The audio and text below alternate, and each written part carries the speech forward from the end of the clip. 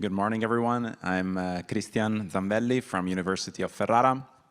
I'm an electronic engineer who barely knows about DNA, so it's very good to be here with you and learning a lot of things.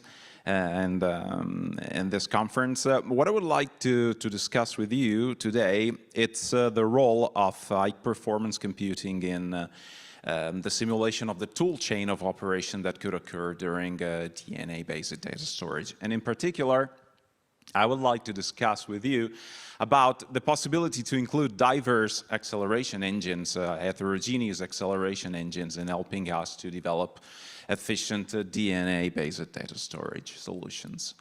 So here is the outline of the talk. We'll discuss about the HPC facilities that we have in Ferrara University and the National Institute of Nuclear Physics that we're cooperating with.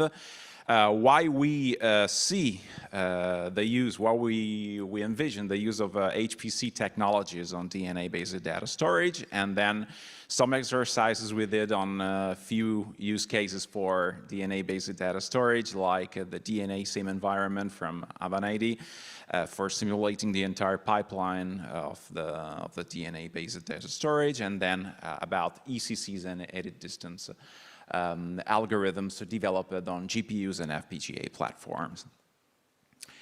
So before starting with the presentation, this is actually the research team working on this project. We are, well, mainly I am the only electronic engineer on board, having experience on non-volatile memories, and all other members are working on HPC technologies since a lot of time, and Rino Micheloni and Alessia Marelli are working on the codec side for DNA-based data storage, and then I have a bunch of PhD and master students that are working right now and helping me in developing solutions for this exciting project.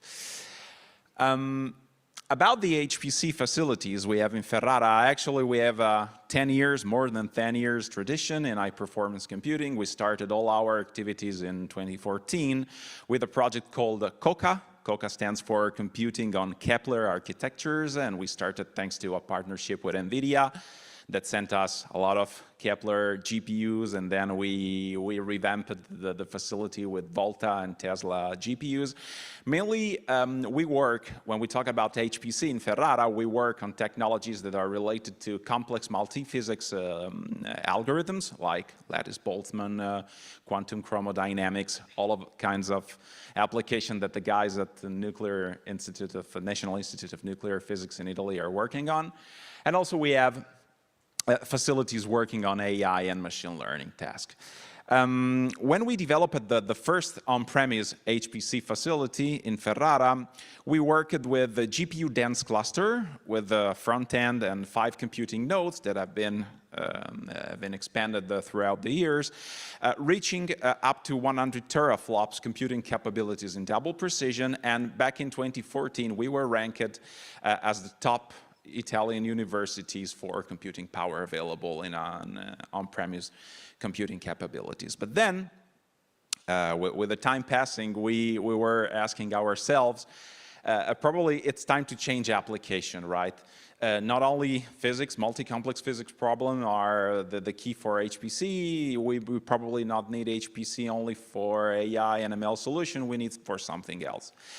Well, in that case, we found that in DNA, in particular, in DNA-based data storage, and that could be the same for computing, all we want to do is to simulate a pipeline. And when we want to validate an algorithm for that pipeline in specific, we need to work on tons of data. We need to work with a large amount of data, and with a pure software approach or using only a single computing engine like a CPU, we may not go too far. So that's why we need diverse heterogeneous computing. We would like to go with GPUs. We would like to go with reconfigurable computing that has a lot of benefits in terms of energy efficiency. And if the simulated algorithms in the pipeline or the error models that are typical for DNA are highly complex, having an HPC facility could help us in create, well, computational intensive workloads, evaluate computational intensive workloads, just to emulate real models like PCR, like the IDS channel capabilities of, well, peculiarities of DNAs, and also to handle the large amount of data after sequencing. So having an HPC facility that help you, in fact, to process all those data could save the day at the end of the day. But when we started the project, we were discussing what can we place our experience in terms of non-volatile memory for me and reconfigurable computing, and for HPC for the other guys in the team.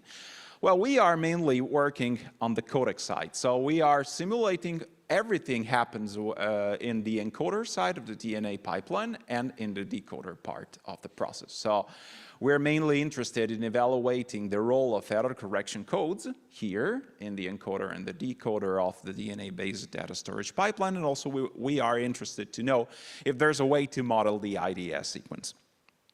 Alessia will talk about that in the afternoon, very, very detailed. So working with that increased amount of data brought us to think, hey, probably the facilities that we have in Ferrara are insufficient to handle that particular set of problems that we would like to address. So the story, long story short, we went to the university board asking for fundings, and well, the story went like, hey, we want to do a super risky project and spend a lot of money, and probably we will have guarantee that we'll destroy the HPC facility we have in-house. And so the answer from the university board was pretty much, you guys are gonna do what? Are you trying to spend millions in buying hardware that probably will destroy what we have already built, and you're shutting down everything for the entire university? No way. Then, thanks with a partnership with NVIDIA, we just skipped the university board part, and then we have been able to revamp the facility, the HPC facility we have in 2023, thanks to donations in NVIDIA. We mainly improved the GPU part of the compute cluster we have in-house, having 6 nodes, 6 Grace Hopper nodes that the next year will be enhanced by Blackwell technology from NVIDIA. We have a special partnership. We are one of the 10 customers in Europe having the possibility to access to that technology. And we finally have our playground for DNA-based data research. We have our sandbox. We can build castles on the sand. We can play with DNA. We're very happy with that. We have tons of hardware. Not only Grace Hopper nodes, but we have a node that we call the Skylake FPGA node, that it's a special node for reconfigurable computing. And as I will show you, it's something that we will use especially when we will develop specific solutions, energy-efficient solutions for ECCs and for IDS channel modeling. If that's not enough, we also had asked some help from the guys in Avanade, and we included the 3 additional computing nodes, an on-premise HPC machine with 3 computing nodes. Smaller GPU computing power compared to the one we have in Ferrara. We are using Tesla T4 GPUs, but the advantage of this solution is that we have a custom computational storage drive for performance boost, for additional performance boost. And this helps in handling the sequencing data, applying compression and decompression algorithm on the fly, helping to speed up a little bit the simulation of the pipeline. So this is a set of the reconfigurable computing devices that we have in our on-premise HPC solution. We are part of the AMD University program, and so we had access to many of the new boards, of the newer Alveo boards, on which we have developed some of the solutions that I will show you in this presentation. We are working also with Samsung with the Smart SSD, coupling the benefits of computational storage drives with DNA computing. And also we are working with ACAP, that are the adaptive computing accelerate platform from AMD. We have the Versal VCK 5000. And we have future plans to extend our facilities with new Alveo devices. So what are we working on right now? Well, Avanade has a fully functional product that we are simulating, that we are installing in our HPC platform, and that we were using for our studies. Well, they created a simulation engine called the DNA Sim, in which you can pretty much simulate all the DNA storage pipeline, and you can also develop your own noise model tailored codec for DNA. But the problem of the simulation engine is that initially it was planned only to run on software only to run on single CPUs. So what we did in cooperation with them was to develop GPU acceleration solution for some of the parts in the simulation pipeline. So as an example, we add a significant speed up in offloading the computation of outer code and clustering on a GPU. The same we did for modeling the noisy channel. Instead of modeling the IDS channel on CPU routines, we offloaded that on a GPU. So we improved actually the work of the pipeline using heterogeneous devices. These are some of the results that Alessia will show to you in the afternoon, and it's something that we're still working on. Two use cases that we worked in the last months, in particular for improving the computing capabilities, were related to the ECC case study for DNA and for the edit distance operation that is used in IDS channel modeling.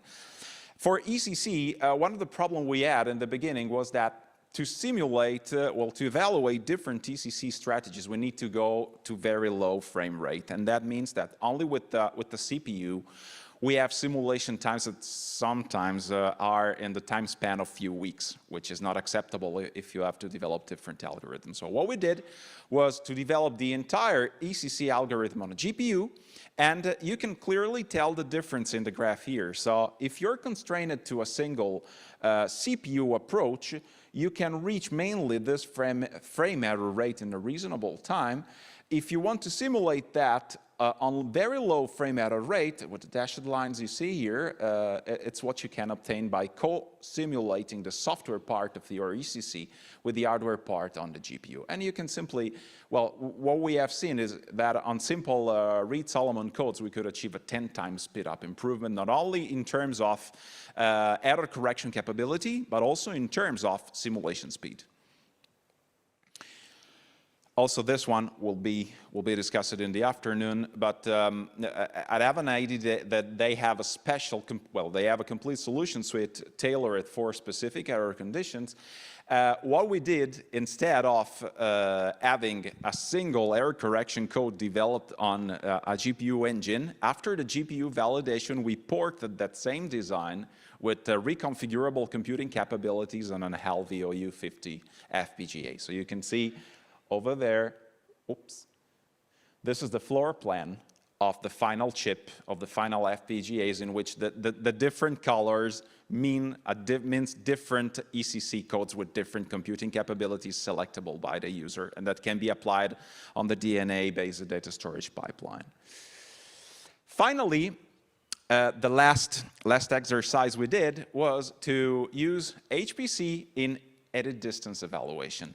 In edit distance, well, I don't have to tell you what edit distance is, since I'm not the guy, probably the best guy with perfect knowledge about DNA, but what we know, at least, is that when we want to compare strings with different symbols, a valid metric to give you the amount of similarity or dissimilarity of the string is the edit distance. So we wanted to implement an efficient way in terms of performance and energy efficiency of this algorithm on reconfigurable computing. And what we observed is that the first attempt we had in the lab was to take an FPGA, a very simple one, a Vertex 7 FPGA, develop an edit distance algorithm to compare two strings. We used 250 nucleotide strings to compare. And what we have experienced was that that particular design was horribly slow. It was slow, because the host was not keeping up with the pace of sending the strings to the FPGA, and also the FPGA was not sufficiently fast enough to improve the computation of the edit distance. Initially, we developed the Yukon's version of the algorithm using high-level synthesis, but then we started to think, what can we do to improve the speed and the energy efficiency? Can we do something about that, besides changing the FPGA technology for implementing the algorithm? Well, we came up with design parameters and metrics, and we have seen that the design parameters for any edit distance accelerator on reconfigurable computing are many. Of course, we have the average DNA string length, the threshold used by the edit distance. If we use like Banded-Meyer's algorithm or any algorithm that uses thresholding in calculating the edit distance, the number of parallel memory channels used by the computing kernels on the FPGA to compute the edit distance. And all these parameters in turn affect the FPGA resource occupation, the clock frequency that you can achieve at the end of the day when you synthesize and implemented your design on the FPGA, the performance in terms of mega pairs, mega strings, pairs of strings per second calculated, and also the energy efficiency in terms of megapair per second per joule. This is the final floor plan, and this is a blob of blue, green, or red things appearing on a layout of an FPGA. Well, for me, this was one of the most difficult exercises because to reach out this particular floor plan for us took like 6 months to achieve a finally working design. But what we achieved with this accelerator was an element, a single element that could compute the dissimilarity of DNA strings up to 512 nucleotides with a threshold of 51 because we used the Banded-Meyer's approach for the calculation of the edit distance. And in terms of performance, we could deliver a peak throughput of 16.8 teracups. A teracups is the tera cell updates per second. A cell is a single element in dynamic programming metrics used for the evaluation of the edit distance. So we could achieve an energy efficiency of 46 megapair per joule. That means that with 1 joule of energy, we can compare 46 millions of strings, of DNA strings, which is a remarkable achievement compared to GPU solutions that are available nowadays in our, well, in all the literature related to DNA-based data storage. So that said, of course, DNA data storage is becoming a reality. We're seeing that in this conference in these days. It presents a lot of challenges like any other technologies, but it holds tremendous potential. And for us, in particular, also at Avanade, having a simulator is essential to avoid conducting many experiments on real DNA technology that are costly in terms of money and time. So we have also an effect on the TCO of the technology. And also we have seen that hardware-software co-simulation is essential for managing complex algorithms and large volumes of data. And that should be enough to justify, at least to our university boards, that we need an HPC facility. We need to spend a lot of money, but that money is spent in a good way because we can achieve, we can potentially achieve significant advancement for DNA-based data storage computing. Thanks a lot, everybody, for staying here for the presentation.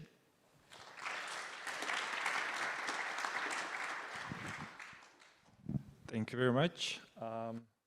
So it is still in the university. It's still in the premises of the university. It is. And the university is still there. Yeah. Okay, good. I assume. Are there any questions, comments, notes? Yes, please.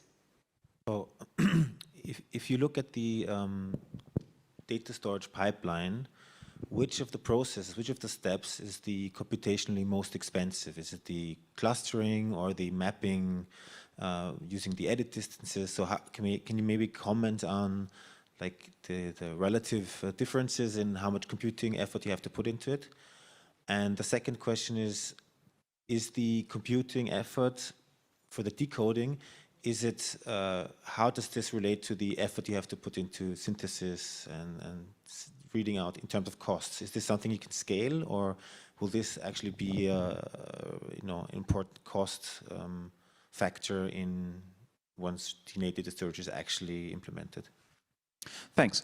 Well, for the first question, at least from our perspective, the most computationally intensive part that we have seen in the simulation of the pipeline for us was the clustering part and the modeling of the IDS channel. So edit distance as it has been simulated for us nowadays with the algorithms that we are using, it seems to be the most computational intensive part, and it's the point where we put a lot of efforts in terms of acceleration. The second part was the development of error correction code. So in order, I would say that the edit distance is the first one. The second one, it's the development of the error correction code. For the second question, sorry, did I got correctly? If it scales, the technology scales? Or what was the point? I'm sorry, didn't get that.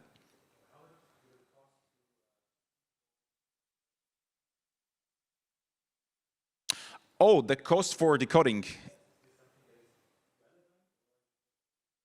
No, it is. It should be. It should be. But if we have, well, it's something that we analyze it, and of course, we're still working on that. We have seen that probably we can achieve a good benefit instead of using static GPU solutions. If we can use reconfigurable computing, in which we can tailor the energy for the computation, we can significantly lower the TCO, because especially for the decoding part and the encoding and the decoding part, the possibility to create your own code and to develop your own solution that are probably not 100% efficient in terms of computing power, but are energy efficient, significantly lower the TCO of your technology. So that's something, but that's something we're still working on. I don't have the perfect answer so far on that. Sorry. Thanks very much for your presentation. Just a question for the decoding. Yeah. In traditional storage, decoding is done by a mini chip somewhere on the reader head, really simple. Why do we in DNA suddenly need so complicated and computational effort for decoding? That's a very good question.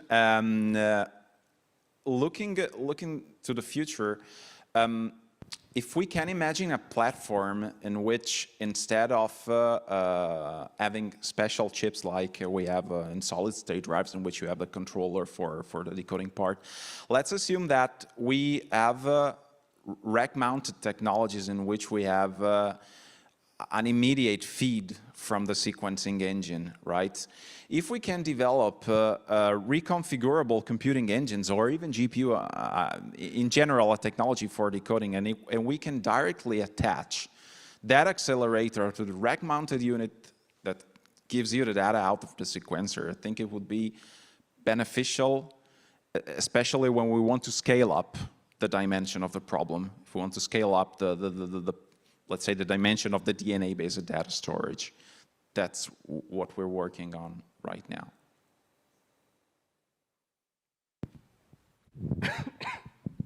I don't know if this is related to the same to the previous question, but if you in this case in DNA storage, you don't have the order of the data, right? Mm-hmm. So related to that, I think you might have had this and I missed it, but how did things scale? So with file size as well as with the batch size of the data? Yeah. Is that like O of n squared, or like what is the scaling?